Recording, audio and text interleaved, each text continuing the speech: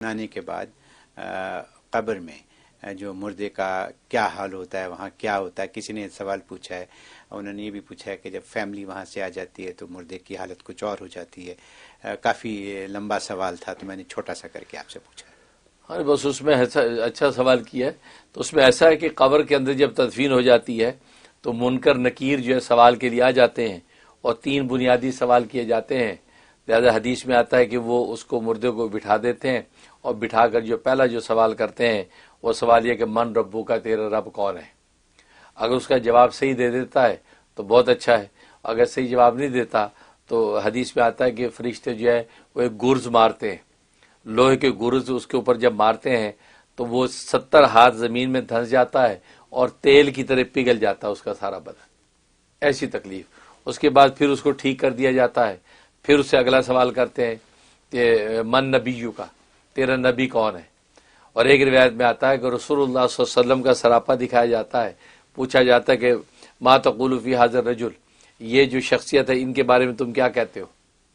اب اگر جو اس کا جواب صحیح دے دیتا ہے تو بہت اچھا ہے، اور اگر جواب صحیح نہیں دیتا اور وہ دیکھ کے کہتا ہاں ہاں لا ادری، اور منافق اور مشرک یہی کہتا ہاں ہاں لا ادری، نہیں جی مجھے کچھ پتہ نہیں ہے،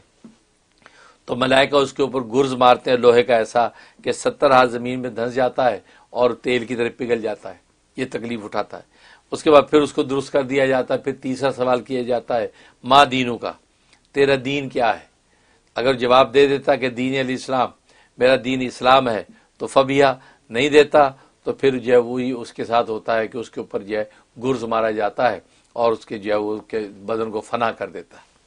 تو 70 ہاتھ زمین میں دھنس جاتا ہے، تو یہ تکلیف دی جاتی ہے۔ اور اس کے بعد جو ہے پھر جو جہنم کی کھڑکی کھول دی جاتی ہے، وہاں سے بدبو تعفن حرارت اس کو پہنچتی رہتی ہے، کیونکہ ابھی سے اس کو تکلیف میں ڈال دیا جاتا ہے۔ لیکن اگر جوابات اس نے صحیح دیے کہ پہلے سوال کا جواب ربی اللہ، اللہ میرا رب ہے، تو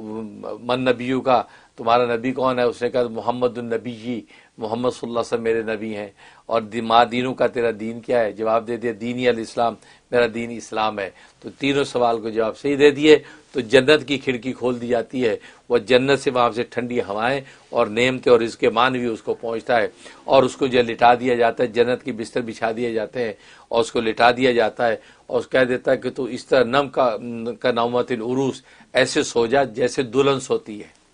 دلہن سونے کا مطلب یہ ہے کہ اب دلہن جب سو جاتی ہے اس کو دلہا ہی اٹھاتا ہے،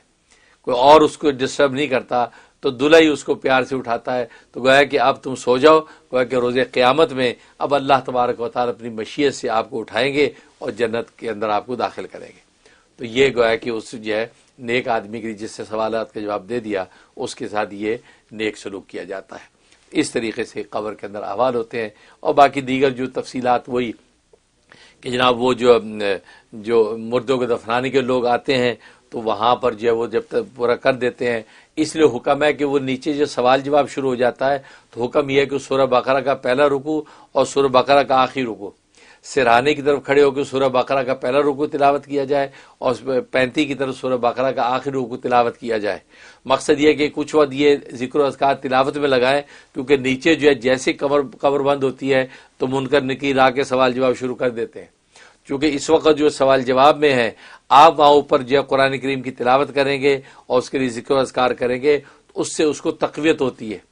اس کو تقویت ہوتی ہے، تو اس تقویت کی وجہ سے اس کو سوال جواب دینا آسانی ہو جاتی ہے۔ اس لیے فرمایا کہ یہ سارا عمل کر کے دعا کر کے اب وہاں سے آپ رخصت ہوں، تاکہ اس سے اس کو فائدہ پہنچے، تقویت ہو۔ تو اس لیے جو وہ اتنا یہ سارا عمل کیا جاتا ہے، پھر وہاں سے جو ہے وہ سب لوگ وہاں آ جاتے ہیں اور مردہ وہاں پر جو ہے پھر سوال جواب میں کامیاب ہو گیا تو جنت کی کھڑکیاں کھل گئیں، ناکام ہو گیا تو جہنم کی جو ہے وہ ہولناک ہوائیں اس